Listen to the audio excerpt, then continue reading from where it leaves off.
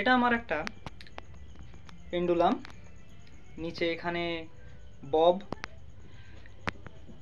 এটাকে কিছু বোঝবার আগে প্রথমে আমাদেরকে কিছু বেসিক কনসেপ্টগুলোকে জানতে হয়। যে এখানে একদম ওপরে দেখো যে এটা যেই পজিশান থেকে ঝুলছে, আমার হাতে দেখো এই সামনে সুতোটা, এটা পেছনের দিকে এটা আছে, সেটা আমার দিকে আছে, এইটাকে বলা হয় আলম্ব বিন্দু। আর এটা বর্তমানে যে মূল যে সুতো তার সাথে সমান্তরালে আছে, মানে বলতে চাই যে এটা এখন ইকুইলিব্রিয়াম অর্থাৎ হচ্ছে সাম্যাবস্থায় রয়েছে। এই যে সাম্যাবস্থায় আছে, আছে তো আছে। এবার কথার কথা হচ্ছে যে এখানে তো কোনো দাগ নেই, যেটা আমরা হয়তো স্কুলে দেখে এসেছি যে তার পিছনে একটা স্কেল লাগানো রয়েছে, তাতে অনেক মান দেওয়া আছে। থাক, আমার সেটা দরকার নেই। আমি আমার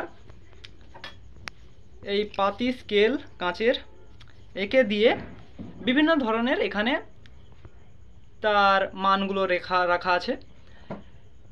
এখানে একদম ইকুইলিব্রিয়াম পজিশনে জিরো, জিরো থেকে আপ টু নেমে এসে জাস্ট দেখো যে এক্স্যাক্ট এই পয়েন্টটা, জাস্ট এক্স্যাক্ট এখানে আমার হাতটা একটা দাগ দেখতে পাচ্ছ, আশা করি দেখতে পাচ্ছ। এটা 30 সেমি। কোথা থেকে? আলম্ব বিন্দু থেকে। আরও একটু নেমে আসি, এখানে দেখো দাগটা আশা করি দেখতে পাচ্ছ। এটা হচ্ছে 20 সেমি, অর্থাৎ 30 প্লাস 20 মানে 50 সেমি। আরও একটু নেমে আসো, এখানে আশা করে আরেকটা দাগ দেখতে পাচ্ছ ছোট করে, এটা হচ্ছে 56। আর একদম আলম্ব বিন্দু থেকে বর্তমানে এই যে নিচে এটা বব, অগেন দ্য ককরোচেসের সেই বব। ওকে, বিশেষ কিছু বলছি না, অগি, জ্যাক, বব, অলি বলছি। ঠিক আছে, এবার দেখো এটা আমার স্কেলের সাথে সমান্তরালে যে পজিশনটাতে রয়েছে সেটা হচ্ছে বললাম সাম্যাবস্থা, এবং এই আলম্ব বিন্দু থেকে এই ববটার পুরো দৈর্ঘ্যটা হচ্ছে 60 সেমি। আমরা স্টপ ওয়াচের সাহায্যে কি এর মানটা আমরা নির্ণয় করব। 20 বার পূর্ণ দোলনে এপাশ এপাশ এপাশ এপাশ, পূর্ণ দোলন মানে যেই পজিশান থেকে আমরা একে প্রথমে ছাড়ছি সেই পজিশান থেকে রিলিজ হলো, আবার সেই পজিশানে এলো, এটা একবার পূর্ণ দোলন সম্পন্ন করলো। এরকমভাবে আমরা 20 বারের জন্য পূর্ণ দোলনটা কিভাবে সম্পন্ন হচ্ছে সেটা ক্যালকুলেট করব।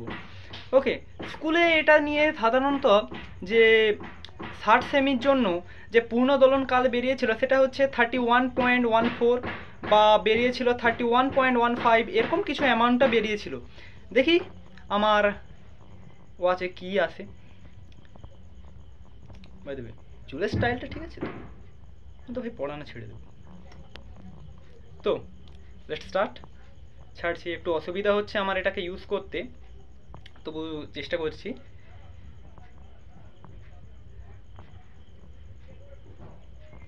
জাস্ট সাপোজ এটাকে রিলিজ করতে হয় আলম্ব বিন্দুর সাথে, অর্থাৎ আলম্ব বিন্দুটা তোমাকে দেখিয়েছি একদম, দেখো আলম্ব বিন্দু একটা অ্যাঙ্গেল সৃষ্টি হয়েছে, এটা কি রিয়েলাইজ করতে পারো?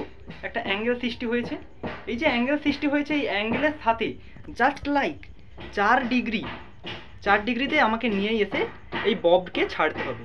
এবার বব কি কেউ প্রশ্ন করো, যে বব হচ্ছে এই যে গোলাকার এই লাল পিণ্ডটা দেখতে পাচ্ছ না, এটা বব, কাদা দিয়ে তৈরি। ঘামে ভিজে যাচ্ছি। ওকে, কথা না বাড়িয়ে ছাড়ি।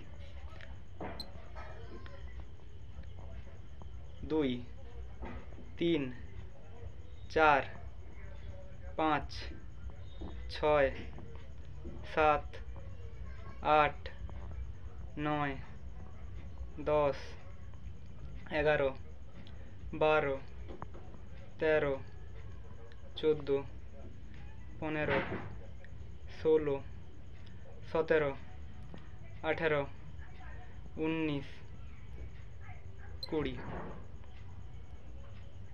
জাস্ট দেখো রেজাল্ট তোমাদের চোখের সামনে 32.03, যেটা সামথিং 31-এর কাছাকাছি আসতে পারে। আমি এটাকে আরেকবার ট্রাই করে দেখাচ্ছি, যেটা আশা করি 31 এসে যাবে, 31 এসে যাবে। আমাকে এটা একটু রিসেট করতে টাইমটা দাও। ওকে, হয়ে গেছে রিসেট। শুরু করছি আরেকবার। আমার ফার্স্ট টাইমে সত্যি কথা বলতে ওয়াচটা একটু তাড়াতাড়ি অন করা হয়ে গিয়েছিল। ওকে, আবার একবার শুরু করছি।